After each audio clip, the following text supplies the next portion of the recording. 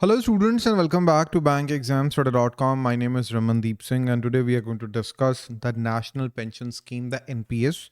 Very important topic. So let's start the session. We are doing this session for IDBI Promotional Exam. So IDBI Promotional Exam Course is available on BankExamsToday.com, in which we are providing complete video classes, notes, quizzes, and the test series. My WhatsApp number is available, right? So let's start the session with what NPS is.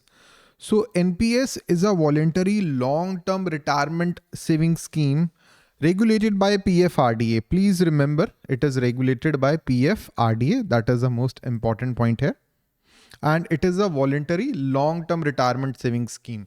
So every month you are investing some of your money in the NPS scheme, and during your retirement years, you'll be getting the returns from the NPS. You'll be getting the pension, okay, as the name suggests.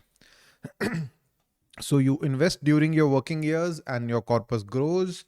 And after your retirement, you withdraw a part of your money. Kitna withdraw kar sakte hain? We'll be discussing, and buy an annuity. Annuity means you are putting, let's say, 80% of your money. Let's say you're putting in 1 crore rupees. And from that money, every month you are getting some money out of it, right? So key features. PFRDA, Pension Fund Regulatory and Development Authority, is the regulator of NPS. It was introduced in 2004 for central government employees, but in 2009, it was open for all citizens. Any Indian citizen between the age of 18 to 70 is eligible to open an account for the NPS. That is important. So this age criteria has been changed recently. There are two types of accounts: tier 1 account and tier 2 account. So tier 1 account, mandatory retirement account with withdrawal restrictions are there. In the tier 2 account, voluntary saving account with no lock-in.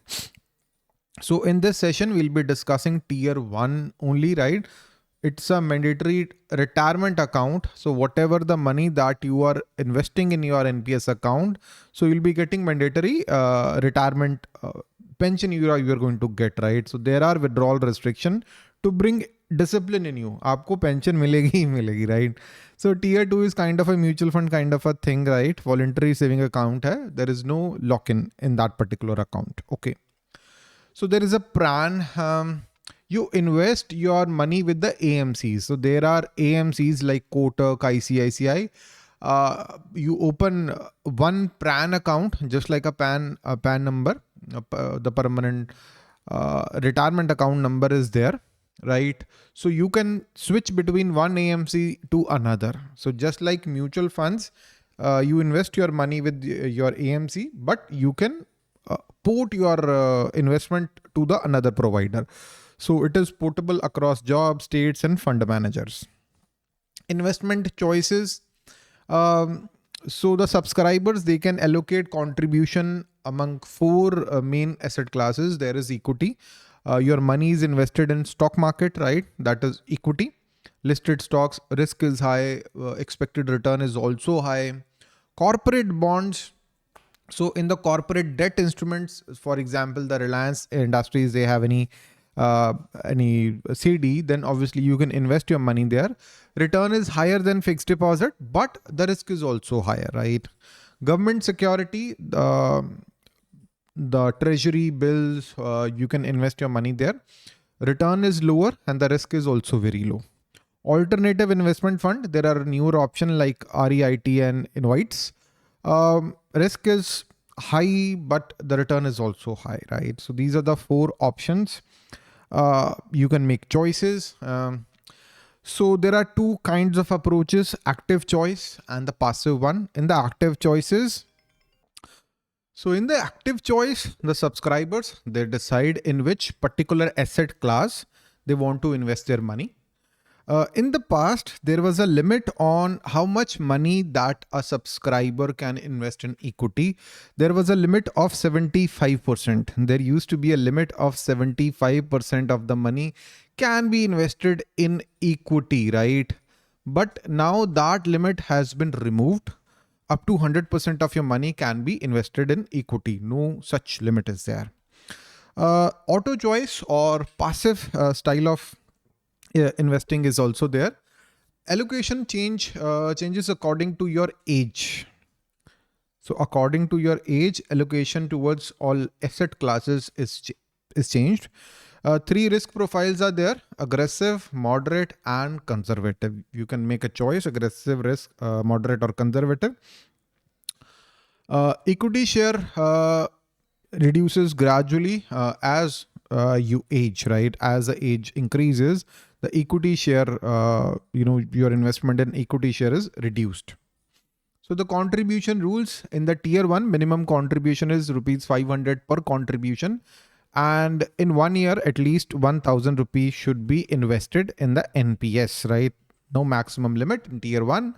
In the tier 2, minimum contribution 250 rupees, and there is no lock-in for tier 2. But if you have taken benefit of section 80C, 3 years of lock-in period is there. Income tax benefit if you have taken. So on contribution under section 80CCD, deduction up to 1.5 lakh. It's part of 80C. Beyond that, a benefit of 50,000 rupees is there. Additional deduction of 50,000 rupees is there. So total deduction of 2 lakh rupees is available. For under section 80CCD2, if you are an employee, employer contribution up to 10% of basic salary plus DA. For private employees and up to 14% for government employees, that deduction is available. For tier 2, eligible for 80C deduction up to 1.5 lakh rupees. So on withdrawal, 60% of the corpus is tax free and 40% must be used to buy annuity. So annuity income is taxable, right?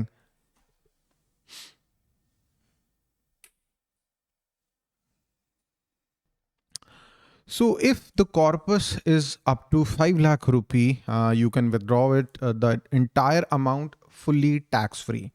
So on the maturity, on the day of the maturity, if the corpus amount is up to 5 lakh rupee, you can withdraw the entire amount tax free. Partial withdrawal rules for the tier 1, it is allowed after 3 years of account opening. Maximum 25% of own contributions can be withdrawn, not the employer contribution, your own contribution. Permitted for specific reasons like higher education for children, marriage of children, purchase or construction of house, or medical treatment of self or family. So this partial withdrawal facility can be used 3 times during the subscription period. 40% of the corpus has to be annuitized. Okay. Premature exit before the age of 60. So it is allowed after 5 years of subscription, and you must use at least 80% of your money to buy annuity. Can withdraw 20% lump sum. For government employees, nodal office authorization is required for exit request. So exit at the age of retirement, the subscribers, they can withdraw 60% of the corpus as lump sum tax free, and 40% must be used to purchase the annuity. Whatever the money that you are receiving from the annuity, it is taxable, right? So option to defer is option to defer the withdrawal up to the age of 70. Again, I have already discussed, if your corpus is up to 5 lakh rupee, you can withdraw that money without paying any tax. For the tier 2 withdrawals, it is fully flexible. Subscribers, they can withdraw money anytime. No restriction is there. If you have taken benefits of section 80C, the lock-in of 3 years is there. So licensed fund managers are there like SBI Pension Fund, UTA Retirement Solution, HDFC, LIC, Kotak. You can switch between these fund managers, these AMCs. So NPS holds the assets of the NPS investors, works under the PFRDA. So NPS has the lowest charges, lowest fund management charges in India. PFM charge is capped at 0.09% approximately. POP charges are there, other charges are there, custodian CRA charges are applicable. So a new update, the employees, they have the uh, facility to switch from unified pension scheme to the NPS. This is a one time option, and you cannot, it will be allowed one time option to switch back to NPS. So it ensures choice and fairness for the employees who prefers the market linked investment retirement savings. For the new unified pension scheme, it is applicable to central government employees effective from 1st of April 2025. So the central government employees, they can switch to NPS so that they can invest their retirement corpus in equity, in REITs, in corporate debt. So they'll have more options, right? Cutoff date is there to make the switch. It is 30th of November 2025. So NPS Vatsalya scheme is there. So in the NPS Vatsalya scheme, the guardians or the parents, they are going to invest money for their kids, right? So it is also regulated by PFRDA. A minor below the age of 18 with a PAN and Aadhaar card is eligible. Parents or guardians, they are going to make contributions on behalf of their kids. So upon reaching the age of 18, the account holder can transit to they can do the transition to NPS tier 1. वो tier 1 में जा सकते हैं, no issues. Moving forward, what are the withdrawal rules? Up to 25% of the contribution can be withdrawn after the lock-in period of 3 years for education, certain diseases and disabilities. So on completion of 18 years, if corpus is more than 2.5 lakh, 80% will be used to purchase an annuity and 20% can be withdrawn as lump sum. So if the corpus is 2.5 lakh rupee or less, the entire money can be withdrawn as lump sum. Okay. So in case of minor's death, the entire asset would be returned to the guardian. So what are the benefits?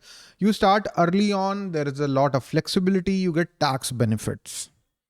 So the summary of recent changes, multiple scheme framework. Now the subscribers, they can choose between various strategies, conservative, balanced and aggressive.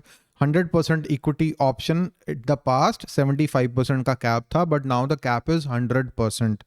Corporate NPS rules, employer and employee must jointly decide fund manager asset allocation. Annual review is mandatory. So exit rule has been changed. Government subscribers, they need nodal officer authorization and online processes streamlined.